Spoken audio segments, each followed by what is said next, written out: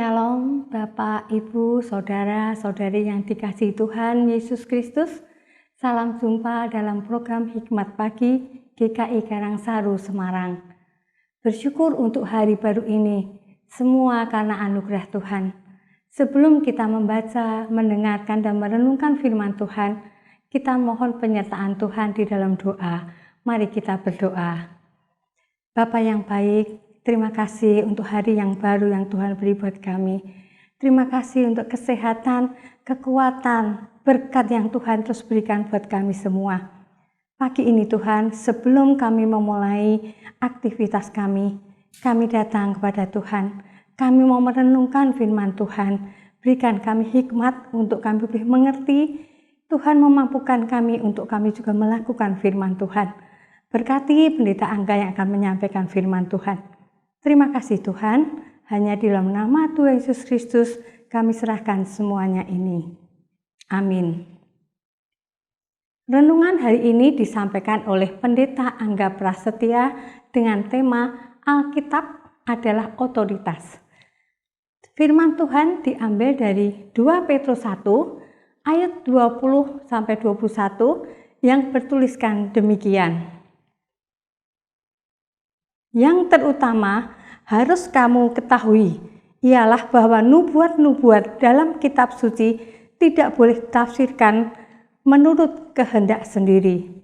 Sebab tidak pernah nubuat dihasilkan oleh kehendak manusia, tetapi oleh dorongan Roh Kudus. Orang-orang berbicara atas nama Allah. Demikian firman Tuhan, syukur kepada Allah. Selamat pagi Bapak Ibu, Saudara-saudari pemirsa Hikmat Pagi, masih dengan latar belakang kawasan Telaga Biru di Cicerem, Jawa Barat. Kita akan bersama-sama merenungkan firman Tuhan. Ayat Alkitab yang tadi dibacakan menunjukkan salah satu aspek terkait dengan keberadaan Alkitab itu sendiri. Dikatakan bahwa Alkitab ditulis oleh banyak penulis, baik dalam Perjanjian Lama maupun dalam Perjanjian Baru, atas kehendak Roh Kudus. Oleh karena Alkitab sebenarnya adalah karya Allah sendiri melalui manusia, maka ada otoritas yang dimiliki oleh Alkitab. Lebih jelas lagi, oleh karena Alkitab adalah wahyu Allah, di mana Allah memperkenalkan dirinya, kehendaknya, dan segala sesuatu yang benar mengenai relasi sesama manusia, relasi sesama ciptaan, dan relasi dengan Allah, maka Alkitab mengatur apa yang benar dan yang salah, dan setiap manusia tunduk pada otoritas itu. Dengan demikian, bagi yang tidak mau percaya pada Alkitab atau tidak mau tunduk pada otoritas Alkitab sebagai petunjuk hidup, dia sama saja dengan menolak Tuhan. Kita bisa percaya bahwa Alkitab adalah penuntun hidup yang benar dan yang melaluinya kita mengenal siapa Allah dan siapa kita, sebab Allah yang menyatakan firman-Nya itu tidak pernah berdusta. Allah hanya menyatakan apa yang benar. Namun, dosa membuat apa yang benar menjadi salah, yang salah menjadi benar, membuat kita menolak perkataan firman Tuhan. Meskipun demikian, otoritas Alkitab tetap berlaku. Barang siapa tidak menaati apa yang tertulis, berarti ia tidak mau taat pada Allah yang berfirman dan akan menerima hukuman dari Allah, sebab ia berlaku tidak benar.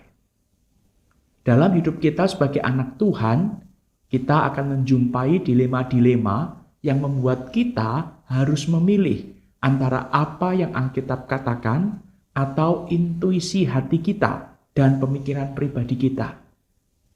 Jika kita benar-benar menganggap Alkitab itu benar-benar nyata firman Allah, maka kita akan tunduk kepada otoritas Alkitab, sebab Tuhan yang berfirman tidak pernah berbohong. Kendala kita adalah Alkitab bagi kita tidak senyata itu, sehingga membuat kita memilih kehendak pribadi ketimbang taat. Alkitab mengajarkan agar tidak berjudi dan mengejar pekerjaan yang patut. Kita bisa susah taat. Alkitab berkata, barang siapa merenungkan firman, dia akan bahagia. Kita yang jarang merenungkan firman, maka tidak heran jika hidup kita terasa berat dan sulit. Bahkan bisa berantakan karena kita tidak menuruti firman. Menuruti firman Tuhan itu penting, sebab barang siapa menuruti firman Tuhan, dia akan menerima berkat, sebab Allah yang berfirman adalah setia dan melakukan apa yang Ia janjikan.